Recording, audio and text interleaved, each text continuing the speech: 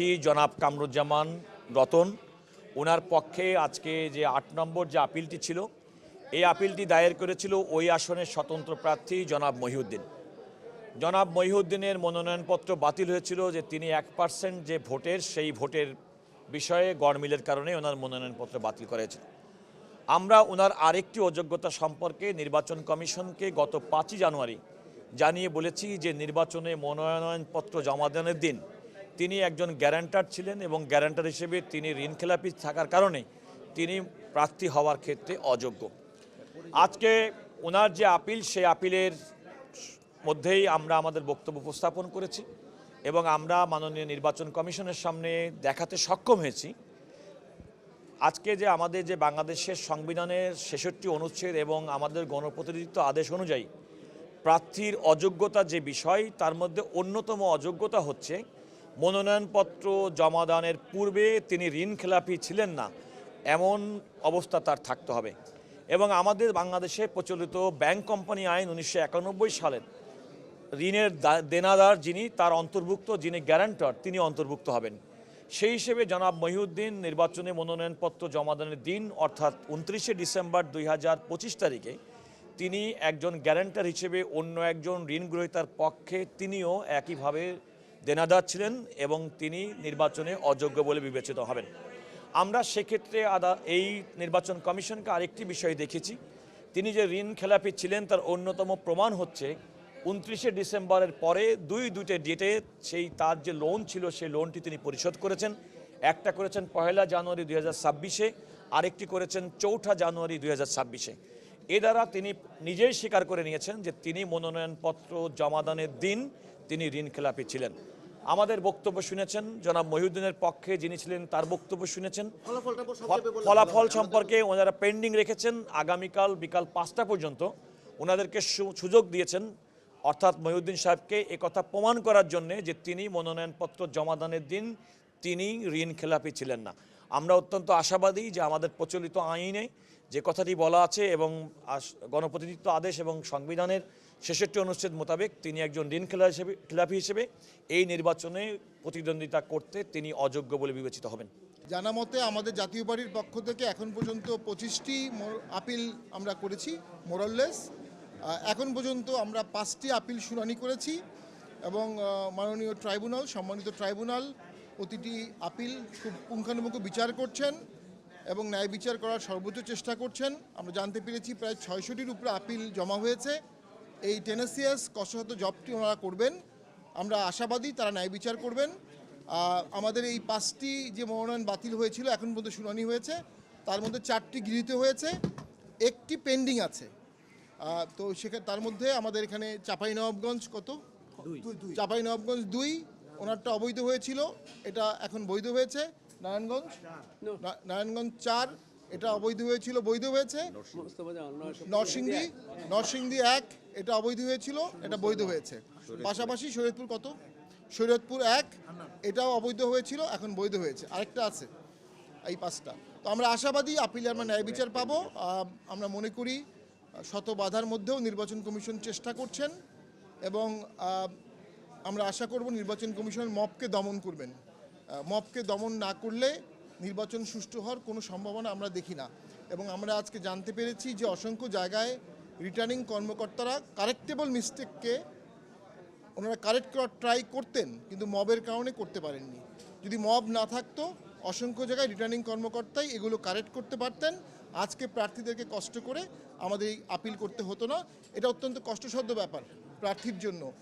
তিনি প্রার্থিতা অবৈধ হয়ে গেলে তাকে এখানে আসতে হচ্ছে এবং এখানে এসে তাকে আপিল করতে হচ্ছে।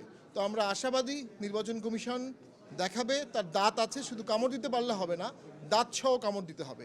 দেশের নিয়ন্ত্রণ নির্বাচন কমিশনকে নিতে হবে।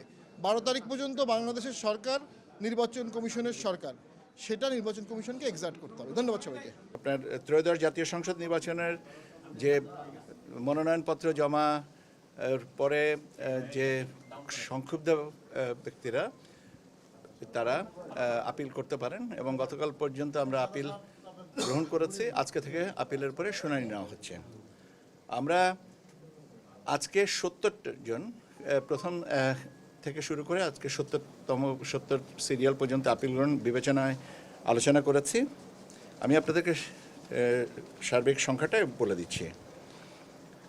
অনুমোদিত হয়েছে, মঞ্জুর করা হয়েছে 52টি, মঞ্জুর করা হয়েছে 52টি, রিজেক্ট করা হয়েছে 15টি, রিজেক্ট করা হয়েছে 15টি, আর পেন্ডিং রাখা হয়েছে 3টি। তার ভিতরে একটা আপনার আগামীকাল বিকাল 5টা পর্যন্ত, আর 2টা 16 তারিখ পর্যন্ত। তথ্যগত কিছু অসঙ্গতি আছে, যেটা রিটার্নিং অফিসারের মাধ্যমে এটা নেওয়া হবে। আজকে 70 জনের ভিতরে 2 জনা আর উপস্থিত হন নেই। অনুপস্থিতির কারণে ওই 15টা রিজেকশনের ভিতরে ওই 2টাও। এই হচ্ছে আপনার এটা মূলত এই হচ্ছে আপনার সংখ্যাগত হিসাব। 6 তারিখের আদেশটা ব্যাকডেটের ব্যাপার না। 6 তারিখের ব্যাপারটা হচ্ছে যে কোনো বিষয়ে 3 ভাবে করা যায়। রেট্রোস্পেক্টিভ এফেক্ট করা যায়, অন ডেট করা যায়, প্রসপেক্টিভ ডেটে করা যায়। এটা আপনার সিদ্ধান্তটা হয়েছিল, যেটা মুখে বলা হয়েছিল সেটা লিখিতভাবে দেওয়া হয়েছে। এটা তো তথ্যগত কোনো অসুবিধা নেই। ভাই আমি বলেছি যে তথ্যগতভাবে কিছু অসম্পূর্ণতা ছিল, সেটাকে সম্পূর্ণ করে দেওয়া হয়েছে। এখন কি বলা হয়েছিল, এই অটো স্পিড না করলে চর্চাটা না করে বরং যেটা করা হয়েছে সেটাই আমি বলেছি, যে আপাতত এটার উপরে কার্যক্রম স্থগিত আছে। বাংলাদেশ সুপ্রিম কোর্টের আইনজীবী, আমাদের ইসলামী আন্দোলন বাংলাদেশের 5 জন প্রার্থীর রিটার্নিং অফিসার কর্তৃক তাদের মনোনয়ন বাতিল হয়েছিল। তার এগেনস্টে আমরা এই প্রধান নির্বাচন কমিশনার বরাবরে আপিল করেছিলাম। সে আপিলে আজকে আমরা 5টি আপিল মঞ্জুর হয়েছে, 1টি আপিল নামঞ্জুর হয়েছে। 5টি আপিল আসলে সিলি ম্যাটার ছিল। রিটার্নিং অফিসার ইচ্ছা করলেই এই ম্যাটারগুলি সমাধান করতে, ছোটোখাটো ম্যাটার ছিল, কারো হলফনামায় স্বাক্ষর ছিল না, কারো প্রস্তাবকারী সমর্থনকারীর ঘর পূরণ করা হয়নি, এরকম ছোট ম্যাটার ছিল, যেগুলি বলাও ছিল পিআরওতে, যে এসআরওতে বলা ছিল যে এগুলি রিটার্নিং অফিসার সমাধান করতে পারবে, কিন্তু সেখানে রিটার্নিং অফিসার না করে আমাদেরকে এই প্রধান নির্বাচন কমিশনার বরাবর আপিল করতে হলো। আপিলে প্রার্থী আছে ঢাকা 18 আসনের, তারটা সহ আমাদের 5টি আপিল মঞ্জুর হয়েছে। যে ছোটোখাটো ম্যাটার ছিল সেগুলি আমাদের যারা এখানে বিচারক ছিলেন তারা সেগুলি অ্যাকসেপ্ট করেছে। 5টির মধ্যে 1টি নামঞ্জুর হয়েছে, 4টি মঞ্জুর হয়েছে। যে 4টির মধ্যে মোহাম্মদ নুরউদ্দিন, এটা হলো চট্টগ্রামের 11, আর ঢাকা 18 মোহাম্মদ আনোয়ার হোসেন, মানসুর আহমেদ সাকি চাঁদপুর 2, মোহাম্মদ শাহজাহান আলী তালুকদার বগুড়া 3। এই 4টি অ্যাকসেপ্ট হয়েছে, আর 1টি নামঞ্জুর হয়েছে। একটি হলো মুজিবুর রহমান শামীম, এটা হলো বাগেরহাট 1। মনোনয়ন মোট বাতিল হয়েছে 39টার মতো। সেখানে আমরা যতটুকু জানছি যে 3টি মনোনয়ন এমনিতেই রিটার্নিং অফিসার কর্তৃক পরবর্তীতে সেটা অ্যাকসেপ্ট করেছে, আর বাকিগুলি আমরা এখানে আপিল করেছি। বাকি ইসলামী আন্দোলন বাংলাদেশের আমরা অ্যাডভোকেট হিসাবে এখানে আমরা প্রতিনিধিত্ব করি। সেই হিসাবে আমাদের যে বাকি আপিলগুলি আছে আগামীকাল থেকে আবার শুরু হবে, 14-15 তারিখ পর্যন্ত সেগুলি চলবে।